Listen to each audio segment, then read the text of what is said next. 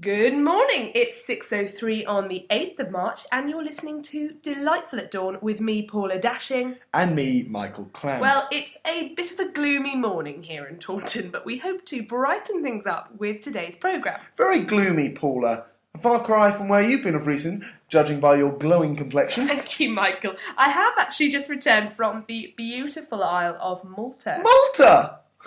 Such a jet setter, Paula. Go on, make us all jealous. Tell us a bit about this exotic land. Well, Michael, the food was to die for, and islanders were charming, but I must say that my favourite part of the holiday was seeing all the gorgeous ruins. My husband and I went on several artistic tours organised by the hotel, and we just couldn't stop staring at the wonderful objects.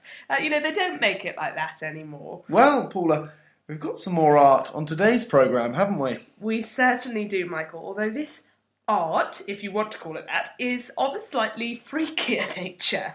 Intrigued, listeners? I bet you are. Well, today we'll be discussing the mysterious world of fan art. In particular, we're going to be focusing on the work of local artist, if you want to call her that, Dr. Diana Moores, an elderly woman who sadly lives alone with only her books for company. Mrs. Moores has dedicated the last few years to one man in particular. Yes, this is certainly someone who's been getting rather a lot of press recently, good and bad, Mr. Bernie Ecclestone. Ah, Bernie. I can't say I'm a fan of Formula One, but I've certainly got a lot of respect for the man himself. He seems to have re-revolutionised the sport, and he really utilised the potential political connections. I don't know much about him, to be honest, Michael, but Mrs. Moores certainly does. She has constructed a studio fixated on the man, although from what I hear, it sounds like more of a shrine. Yes, Paula, it does. And because we can't show you this strange setup, we have sent two experts over to Mrs. Moore's studio to take a look at it and, report back to us. First up, we are delighted to welcome local body language expert Eric de Vongel to the studio. Hopefully he might shed some light on this obsessive behaviour. Thank you, Paula. Thank you, Michael. Good morning, Delightful at Dawn. It's a pleasure to be here and to analyse the body of this woman for you. It's great to have you on the show, Eric. Now, you spent quite a bit of time with Mrs. Moores, didn't Yes, you? Delightful at Dawn they sent me to meet this Dr. Diana Moores in her studio, and there were several things that stood out for me as a body language analyst. The first thing that I noticed was when I saw the hands of Dr. Diana Moores, she had what we like to call her hands were twitching. Okay, I noticed that she had the twitching hands. Okay, always moving, the fingertips darting around. They were almost like independent of the body. They're like insects, you see.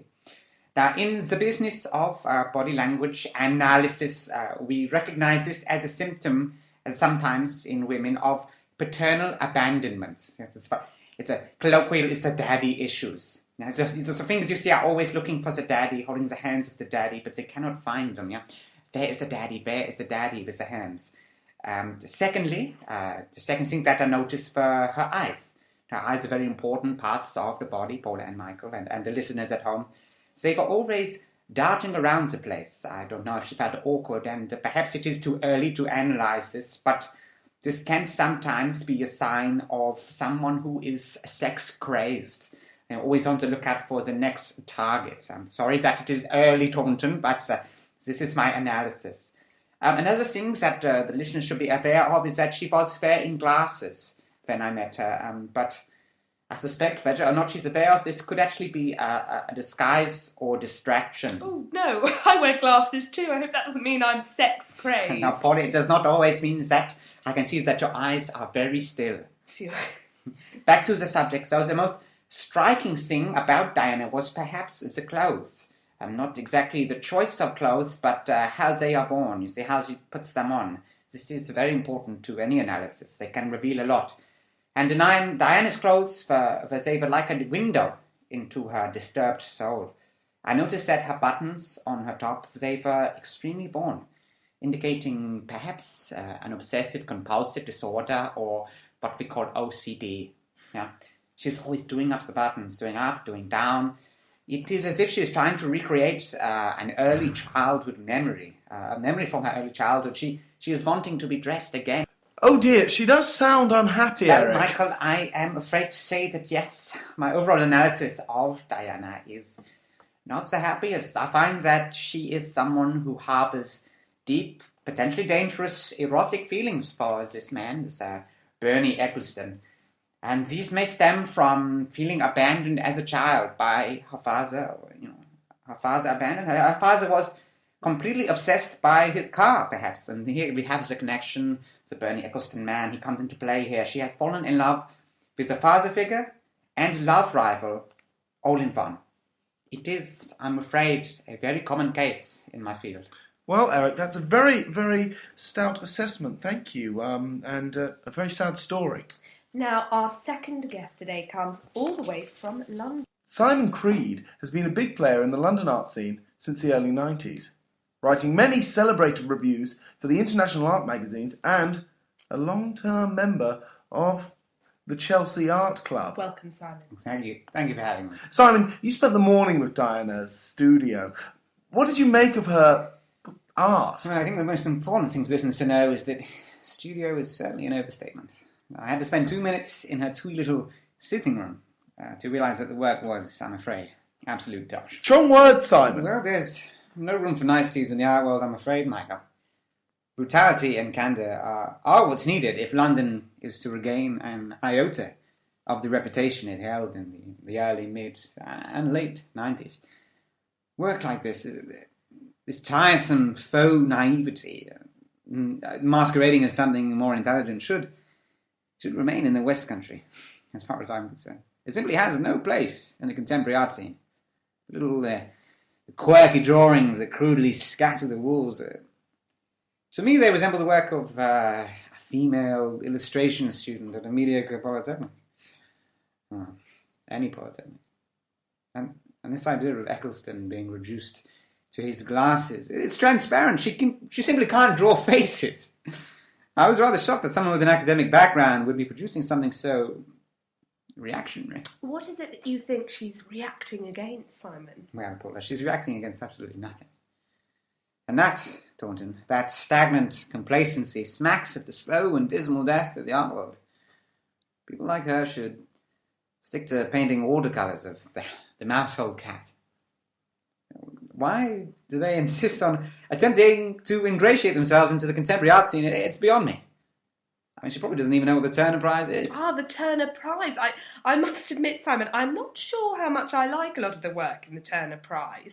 And the man in the dresses, for example. It's too kooky for me. Well, Paula, I myself am quite interested in the Turner Prize and a lot of the contemporary art scene and what they're doing with a lot of stuff. For example, Damien Hirst's Formaldehyde Shark I found quite shocking and intriguing and engaging and sort of overwhelming. You know, it's almost like it wants to jump out and bite you.